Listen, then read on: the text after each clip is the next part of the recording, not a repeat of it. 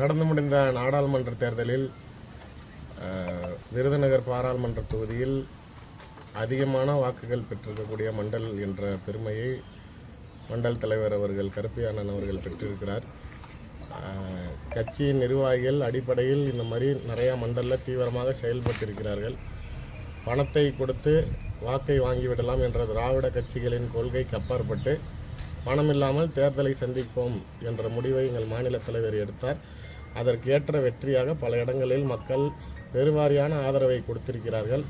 அதற்காக உழைத்த கட்சி நிர்வாகிகளை அவர்கள் வீட்டுக்கு சென்று அவர்களை சந்தித்து வருகிறோம். அதற்கு அப்பாற்பட்டு இந்த மாதிரி மதுரை மாவட்டத்தில் இந்த மாதிரி அண்ணனோட வெற்றி வரும். சார், இப்போ நடந்து முடிந்த தேர்தலில் பார்த்தீங்கன்னா பதவியேற்புள்ளால் நேற்று கிட்டத்தட்ட 71 பேரில் தமிழகத்தை சேர்ந்தவங்க கேபினெட்டில் அமைச்சரவை கொடுக்கல, தமிழகத்தை வஞ்சிக்குது இன்னும் பாஜகன்னு சொல்லி இந்த மாதிரியான வருத்தங்கள் இருக்கக்கூடிய பத்திரிகையாளர்களும் ஊடகங்களும் மக்களும் அப்போ நாளைக்கு பாரதிய ஜனதா கட்சியை சார்ந்த வேட்பாளர்களை ஆதரிக்கணும். இங்கேருந்து நீங்கள் ஜெயிச்சு நீங்கள் இங்கே இது வரைக்கும் நீங்கள் ஆதரவே கொடுக்காம இருந்தாலும் 3 பேர் மத்திய அமைச்சராக இருக்காங்க, ஆளுநர்களாக இருக்காங்க, 4 மாநிலத்துக்கு இருக்காங்க. தமிழிசேகா வந்தாலுமே அது மீண்டும் ஒரு தமிழருக்கு தான் கொடுத்துருக்காங்கிறப்ப மக்களாகிய நீங்கள் பாஜக பிரதிநிதியை நேரடியாக தேர்ந்தெடுத்து அனுப்புங்க. கண்டிப்பாக நாளைக்கு எங்களுடைய மாநில தலைவர் பிரதமர்கிட்ட கேட்டு கேபினெட் வாங்கியிருக்கோம். தமிழகத்தில் பாஜக இப்போ 2வது இடத்துல பல இடங்களில் வெற்றி பெற்றிருக்கு, 2வது இடத்துக்கு வந்திருக்குது. இது பாஜகவோட வளர்ச்சியா அதிகரிச்சிருக்கு இல்லையா? இது மாநில கட்சிகளுக்கு போட்டியாக வந்திருக்கீங்கன்னு நினைக்கிறீங்களா? ஏன்னா அதிமுகவை பின்தள்ளிட்டு வந்திருக்கீங்க சார். மாநிலத்தை ஆளணுங்கிறது தான் எங்களோட எண்ணம். நீங்கள் மாநில கட்சி தேசிய கட்சின்னு சொல்லாதீங்க. எங்களுடைய எண்ணம் வரக்கூடிய 2026 தமிழ்நாட்டை ஆள வேண்டும் என்பது மட்டுமே. அதற்குண்டான ஒரு அடித்தளமாக எந்த தேசிய கட்சியும் இங்கே இருக்கக்கூடிய திராவிட கட்சிகளை சார்ந்து தான் நீங்கள் காலம் தள்ள முடியும். காங்கிரஸாக இருந்தாலும், கம்யூனிஸ்ட்டு, பாஜக இது மாதிரி தேசிய கட்சிகளாக இருந்தாலும் தமிழ்நாட்டை பொறுத்த வரைக்கும் இங்கே இருக்கக்கூடிய ஏதோ ஒரு திராவிட கட்சியை வச்சு தான் நீங்கள் பயணிக்கும்ங்கிறத முதல் முறையாக நாங்கள் உடைச்சு அதை நாங்கள் வெற்றியும் காண்டிருக்கோம். பெருவாரியான வாக்குகள் பெற்றிருக்கோம். 2வது இடத்துக்கு வந்திருக்கோம். நிறையா இடங்களில் அதிமுக இவ்வளோ பெரிய ஒரு சாம்ராஜ்யம் அம்மையார் ஜெயலலிதா அவர்களாலையும் எம்ஜிஆர் அவர்களாலையும் வளர்த்தெடுக்கப்பட்ட சின்னம் கட்சி இன்றைக்கி பல இடங்களில் தடம் தெரியாமல் போயிருக்கு, டெபாசிட் இழக்கப்பட்டிருக்கு. இதுக்கு முக்கியமான காரணம் நீங்கள் உங்களால் தான் நாங்கள் வாழ்கிறோம், உங்களால் எங்களுக்கு தோல்விகள் அதிகமாகுது, உங்களால் சிறுபான்மை வாக்குகள் நாளைக்கு குறைஞ்சி போச்சுன்னு சொன்ன அதிமுக இன்றைக்கி நீங்கள் தனியாக நில்லுங்க, நாங்கள் தனியாக நிற்கிறோங்கிறப்ப இன்றைக்கி எங்களுக்கு கீழே போயிருக்காங்கிறப்ப இப்போ தமிழ்நாட்டில் பாஜகவுடைய செல்வாக்கு அதிமுக விட அதிகமாக இருக்கிறது. 24 அதிமுகவை 3வது இடத்துக்கு தள்ளி இருக்கும், 26 திமுகவை பின்னுக்கு தள்ளி பாஜக ஆட்சி.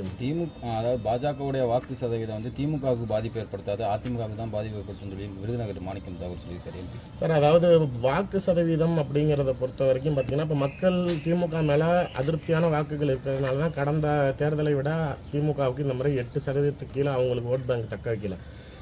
அதிமுகவை சார்ந்த ஆதரவுகள் நிறைய இடங்களில் சீமானு கூட போயிருக்குது. நீங்கள் திமுக மேலே கடுமையான அதிருப்தியில் மக்களுக்கு இருக்குது. அதுக்கு சரியான ஒரு எதிரியான கட்சி எந்த கட்சிங்கிற இடத்துல திமுகவா இல்லை அதிமுகவா பாஜகவாங்கிற ஒரு பிரிவினையினால் மக்களின் குழப்பங்கள் ஒரு கட்சியை சார்ந்து போவதில் ஒரு சில நெருடல் இருந்தது.